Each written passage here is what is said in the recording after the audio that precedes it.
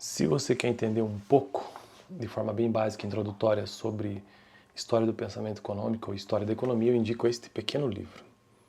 Esse é um livro que tem um viés, ele é um livro socialista, nitidamente pelo texto dele, mas ainda assim, como um livro introdutório serve. Claro que assim que eu terminá-lo, afinal de contas ele é o primeiro desse canal sobre essa temática, tentaria encontrar um livro mais robusto, né? Porque todo livro socialista geralmente não, sempre é uma visão absolutamente falha da realidade.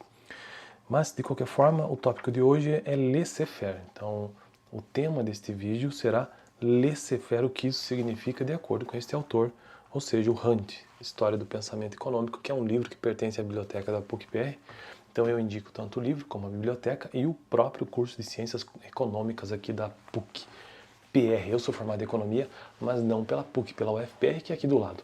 Mas eu já me formei pela PUC e atualmente eu sou aluno da PUC no curso de Letras, então eu simplesmente, claro que eu preciso então indicar a universidade.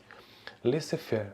Os economistas neoclássicos desenvolveram, os economistas neoclássicos aqui entendidos como aqueles principais, né? O Karl Menger, William Stanley Jevons e Leon Walras.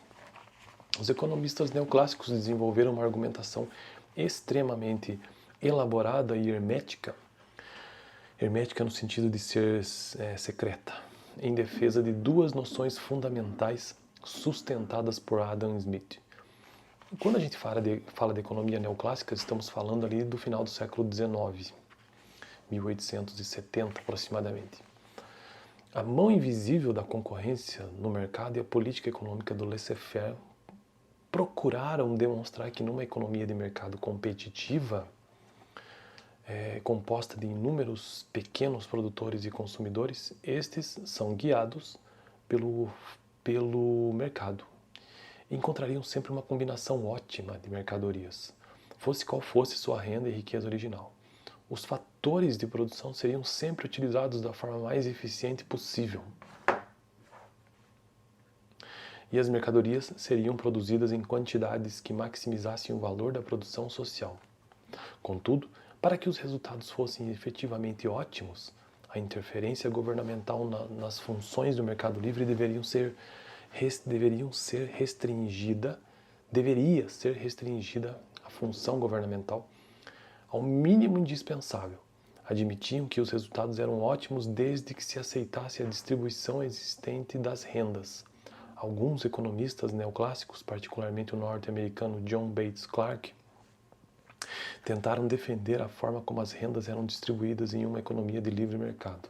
Sustentavam que o princípio da maximização dos lucros conduziria a uma situação em que cada categoria de fatores produtivos receberia como pagamento uma quantia equivalente ao valor da sua contribuição marginal para o processo produtivo. Este lhes pareceria ser um modelo justo de distribuição das rendas, em que cada unidade dos fatores produtivos recebia quantia equivalente ao que produzisse. Os críticos logo contestaram que não se podiam confundir unidades de fatores produtivos com pessoas, pelo menos no que concerne à terra, aos recursos naturais e ao capital. Para que o sistema fosse justo, insistiam os críticos, era necessário distribuir de forma equitativa a propriedade dos fatores de produção. Não obstante essas objeções, os economistas neoclássicos conseguiram estruturar uma argumentação teórica em defesa da política liberal clássica do laissez-faire que impressionava. Ao mesmo tempo, cavaram um imenso abismo entre a teoria econômica e a realidade econômica. Muitos economistas filiados à tradição neoclássica passaram a ignorar totalmente os problemas concretos e as instituições econômicas existentes na prática. Confinados numa torre de marfim, ocupavam-se exclusivamente da construção de modelos matemáticos, intermináveis e herméticas variações em torno das mesmas trivialidades. É por essas e outras que eu digo que, cara, texto socialista, assim, joga no lixo. Porque, cara, laissez-faire, ele trouxe a crítica, mas não trouxe o que é, sabe? Então eu tive que pesquisar fora, né? Vamos dar uma olhada aqui. Eu sei que isso tem a ver com os fisiocratas. Laissez-faire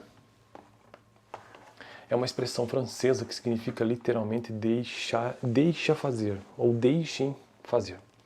No contexto econômico, ela representa uma doutrina liberal que defende mínima intervenção do Estado na economia. Sua origem surgiu no século XVIII, na França, e está ligada aos fisiocratas, com François Quesnel, e depois aos liberais clássicos, como Adam Smith.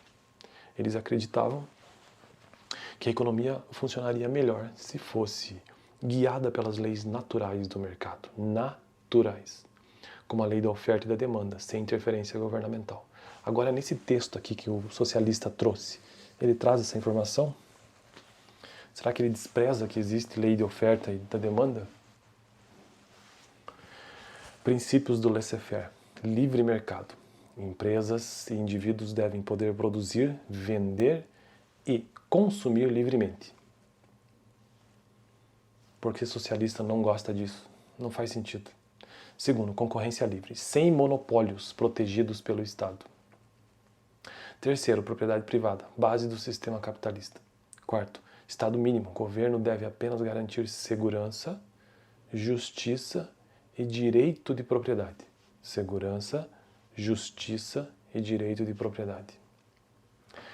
Exemplos práticos do laissez-faire. Sem controle de preços, o governo não define o valor do pão ou da gasolina. Sem barreiras alfandegárias ou subsídios e sem regulação trabalhista ou ambientação excessiva, ou ambiental excessiva. Quais são as críticas ao laissez-faire? Apesar de ser a base do capitalismo liberal, muitos economistas e pensadores que não são liberais apontam problemas. Pode gerar desigualdade social extrema, pode levar à exploração de trabalhadores, ignora externalidades negativas como poluição e crises econômicas como a de 1929. Mostraram os limites de um mercado totalmente livre. Que são as falhas de mercado que, obviamente, o Estado intervém corrigindo, ou acompanhando essas falhas de mercado. Agora, uma coisa é ter falhas de mercado, outra coisa é simplesmente achar que não tem valor nenhum, o laissez-faire simplesmente é tudo bobagem. Próximo tema do vídeo será modificações subsequentes da teoria neoclássica. Isso na semana que vem. Toda terça-feira um vídeo sobre história da economia aqui no canal. Valeu!